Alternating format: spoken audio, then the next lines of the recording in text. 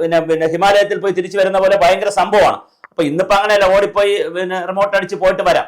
അന്ന് അങ്ങനെ പറ്റത്തില്ല. അപ്പൊ അതുകൊണ്ട് ഈ സംഘങ്ങളായിട്ടാണ് പോകുന്നത്. അത് വലിയ സംഭവമാണ് ശബരിമല പോകണമെന്ന് പറഞ്ഞു. ഇതുപോലെയല്ല 41 ദിവസത്തെ വ്രതം, പിന്നെ കറുത്ത ഡ്രസ്സ്, താടി വളർത്തണം, പിന്നെ കഞ്ഞി വീഴ്ത്ത്, ഭജന, വലിയ സംഭവമാണ്. അതൊരു ജീവിതത്തിൽ അങ്ങനെ എല്ലാവർക്കും ചെയ്യാൻ പറ്റുന്നതല്ല അത്.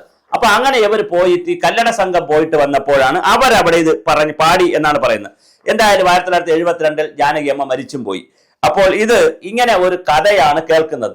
ഇതിന്റെ പിന്മുറക്കാരായിട്ടാണ് നമ്മുടെ പത്മകുമാർ വരുന്നത്. അപ്പൊ പത്മകുമാർ നായർ സമുദായത്തിൽപ്പെട്ട പത്മകുമാർ എങ്ങനെ അയ്യർ സമുദായത്തിൽപ്പെട്ട ജാനകി അമ്മയുടെയും അല്ലെ അയ്യരുടെയും പിന്മുറക്കാരായി എന്നൊരു ചോദ്യമുണ്ട്. അതുപോലെ ശബരിമലയിൽ പത്മകുമാറിന്റെ അച്ഛന് തേങ്ങ കൊട്ടേഷൻ എടുത്തുകൊണ്ടുള്ള ഈ അടിക്കുന്ന തേങ്ങ ലേലത്തിൽ പിടിച്ച് വിൽക്കുന്ന എന്തോ പരിപാടി ഉണ്ടായിരുന്നു എന്ന് പറഞ്ഞു. അപ്പൊ അത് ചിലപ്പോൾ ശരിയായിരിക്കാം, ചിലപ്പോൾ അത് ശരിയായിരിക്കും, റീസെന്റിൽ നടന്നതാണല്ലോ.